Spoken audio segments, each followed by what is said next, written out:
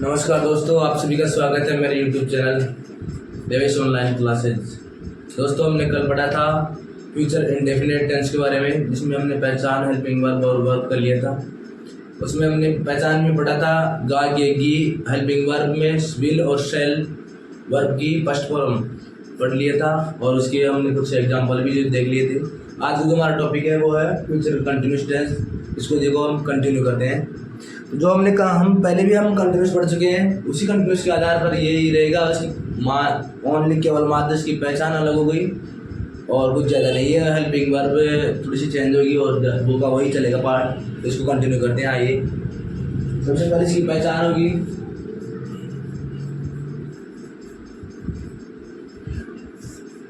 जिस वाक्य के अंत में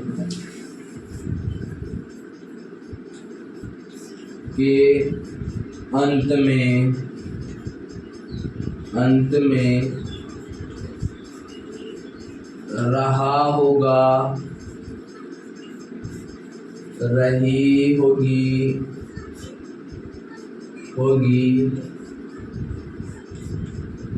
और रहे होंगे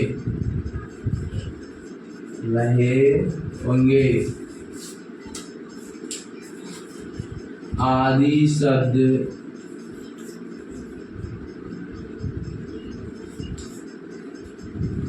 आए तो वह या वे वाक्य फ्यूचर कंटिन्यूस टेंस के होते हैं।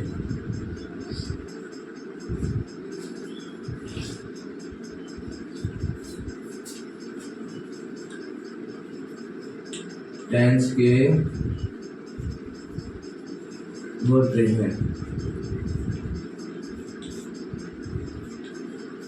इनकी जो पहचान है वो जिस वाक्य के अंत में रहा होगा, रही होगी और रहे होंगे, यह अगर शब्द आए सेंटेंस के आखिरी में या अंत में तो वो वे वाक्य फ्यूचर कंटिन्यूस टेंस के होते हैं। दूसरा जो है वो हेल्पिंग वर्ब। इसमें हेल्पिंग वर्ब के रूप में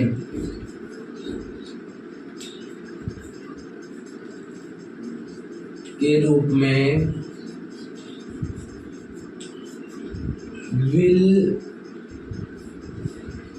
बी या शैल बी का प्रयोग होगा।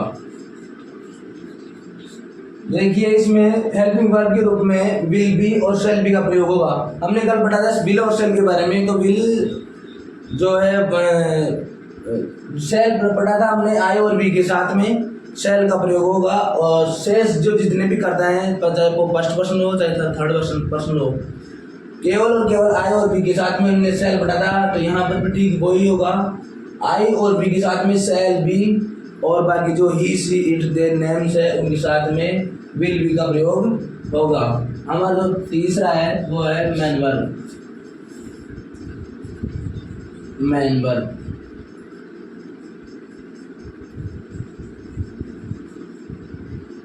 इसमें वर्ब की फर्स्ट फॉर्म के साथ आईएनजी का प्रयोग होगा। देखिए, इसमें मेन वर्ब में अक्सरली कंटिन्यूस में सभी कंटिन्यूस में वर्ब की फर्स्ट फॉर्म के साथ में हम आईएनजी का प्रयोग करते हैं। तो ये भी कंटिन्यूस है, इसमें भी वही वर्ब की फर्स्ट फॉर्म के साथ में हम आईएनजी का प्रयोग करेंगे। अब देखते हैं इसके मेथड के बारे में। ये हमने पहचान देख लिया, हेल्पिंग वर्ब देख लिया हमने, विल बी और शैल बी। मेन वर्ब जो देख ही लिया, फर्स्ट फॉर्म के साथ में आएंगे प्रयोग होगा। अब इसके जो मेथड है वो हम देखेंगे। ये तो देखते हैं सबसे पहले इनके बारे में, मेथड में, सूत्रों के बारे में। पहला है अफर्मेटिव का, सब्जेक्ट प्लस विल बी या शैल बी, विल बी या शैल बी प्लस वर्ब की first form plus ING plus object. दूसरा है नेगेटिव, सब्जेक्ट प्लस विल या shall plus not plus verb की not plus be plus verb की first form plus ING plus object. तीसरा है interrogative, will be will या shall plus subject plus be plus verb की first form plus ING plus object. और ये आ जाएगा इंट्रोगेटिव नेगेटिव, विल या shall plus subject plus not plus be plus verb की first form plus ING plus object. तो इसमें question mark और इसमें भी क्वेश्चन मार्क लास्ट में ध्यान रखने की बात है, जो हमेशा ही की ध्यान रखने की बात कर रहे हैं। ये थे हमारे 4 मेथड। सबसे पहला है अफर्मेटिव का, सब्जेक्ट विल बी या शैल बी प्लस वर्ब की first form plus ING plus object. Next था नेगेटिव, सब्जेक्ट प्लस विल या शैल, सब्जेक्ट के तुरंत बाद में विल या शैल, उसके बाद में बी नहीं आकर के नेगेटिव है तो पहले नॉट आएगा, विल या शैल के बाद में not plus be plus verb की first form plus ING plus object. तीसरा है प्रश्नवाचक या इंटरोगेटिव कह सकते हैं इसको, विल शैल, क्योंकि इंटरोगेटिव है तो हेल्पिंग वर्ब सबसे आगे विल या शैल प्लस सब्जेक्ट और सब्जेक्ट के जस्ट तुरंत बाद में बी प्लस वर्ब की first form plus ING plus object और लास्ट में क्वेश्चन मार्क। ये था हमारा इंटरोगेटिव। अब है इंटरोगेटिव नेगेटिव। देखिए इनमें अक्सर कंफ्यूजन होता है इंटरोगेटिव नेगेटिव में, वो कैसे होता है, यहाँ सबसे पहले विल शैल लाएगा, फिर हमें नोट लगाना है, फिर बी को कहाँ रखना है, तो इसको ध्यान रखना है। सबसे पहले विल या शैल, उसके बाद में सब्जेक्ट प्लस तुरंत बाद में बी नहीं आकर के not plus be plus verb की फर्स्ट फॉर्म और आईएनजी और ऑब्जेक्ट लास्ट में क्वेश्चन मार्क। ये थे अपने चार मेथड। बहुत ही सही तरीके से आपको सेंटेंस को बनाना है और पहले मेथड को क्लियर करना है, पहले इन चारों मेथड को क्लियर करना है। अर्थात पहले टेंस को करने से पहले मेथड भी आना जरूरी है, ये भी याद रखना जरूरी है। मोस्ट इम्पोर्टेंटली वेरी इंपॉर्टेंट बात यह है कि इनको भी याद रखना, इनके बिना कुछ नहीं है। अगर ये याद है तो हम कर सकते हैं सेंटेंस को, अन्यथा नहीं कर सकते हैं।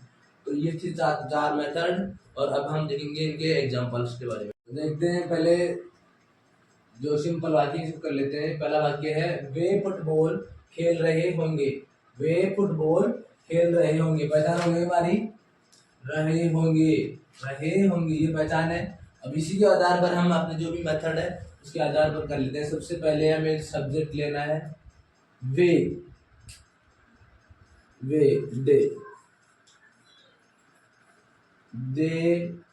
दे के साथ में आई, हमने पढ़ा था बस ओनली आई और वी के साथ में ही शैल का प्रयोग करना है, अन्यथा उस बाकी सब के साथ में विल का प्रयोग करना है। They will. अब उसके बाद में सब्जेक्ट हेल्पिंग वर्ब आ गई, विल बी प्लस वो दे विल बी। अब वर्ब की फर्स्ट फॉर्म, वर्ब रहा है खेलना, खेल रहा है, प्ले प्ले। अब लास्ट में सब्जेक्ट हो गया, हेल्पिंग वर्ब प्लस वर्ब हो गई, उसके बाद में आईएनजी जोड़ना है इसमें, ING plus object football, football. They will be playing football, वे फुटबॉल खेल रहे होंगे। हम अपना पहला वाक्य क्लियर हो गया है। देखो हम दूसरे चलते हैं, दूसरे वाक्य की ओर। वह पौधों में पानी नहीं दे रहा होगा, वह पौधों में पानी नहीं दे रहा होगा। नेगेटिव, नेगेटिव का फॉर्मूला लगाओ, उसमें करो। He will, subject will. अब ध्यान देना नेगेटिव है तो ही विल। अब बी, विल के साथ में बी नहीं आता कि पहले नॉट आएगा। ही will not B, subject helping verb not be plus verb की फर्स्ट फॉर्म पानी देना, पानी दे रहा होगा, वाटरिंग।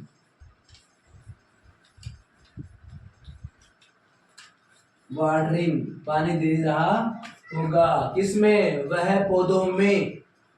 तो he will not be watering in, में के साथ में इन प्रीपोजिशन का use, in the plants, plants, plants. तो ये अपना वाक्य देखो, वह पौधों में पानी नहीं दे रहा होगा। ही will not be watering in the plants. ये अपने जो दो वाक्य थे, पहला सिंपल वाक्य और दूसरा नेगेटिव वाक्य। अब तीसरा वाक्य देखेंगे हम, इंट्रोगेटिव वाक्य। जो अपना जो इंट्रोगेटिव वाला सेंटेंस है उसको करेंगे सबसे पहले। अब देखो ये जो इंट्रोगेटिव है हमने मालूम किया है क्वेश्चन मार्क्स का गया और लास्ट में शुरुआत में क्वेश्चन मार्क की शब्द आ गया। तो सबसे पहले वो करते हैं, वो मेथड याद करना है। इंट्रोगेटिव का क्या मेथड था, उसी मेथड के आधार पे हमें करना है। सबसे पहले था उसमें हेल्पिंग वर्ब, हेल्पिंग वर्ब देखना है, विल आएगा सेल, वह होगा, ही के साथ में विल आएगा। सबसे पहले विल। अब सब्जेक्ट, सब्जेक्ट है ही, विल ही। उसके बाद में आ जाएगा फिर बी, विल ही बी। अब वर्ब की फर्स्ट फॉर्म, वर्ब है इंतजार कर रहा होगा, तो इंतजार करना, waiting, waiting. Will he be waiting. अब आ जाएगा ऑब्जेक्ट, तुम्हारा, for you, for you. Will he be waiting for you, क्या वह तुम्हारा इंतजार कर रहा होगा। लास्ट में क्वेश्चन मार्क। ये हो गया अपना इंट्रोगेटिव। इसके बाद में नेगेटिव, इंट्रोगेटिव नेगेटिव है चौथा, इसको देखते हैं। इसमें भी कोई सबसे पहले सहायक क्रिया हेल्पिंग वर्ब आगे आगे लेके आना है। यहाँ आ रहे बच्चे, तो will the children, children, will the children. अब उसके बाद में be, sorry, will the children not be, verb की फर्स्ट फॉर्म अब, समय नहीं खेल रहे होंगे, खेलना, playing, playing on, sorry, tomorrow,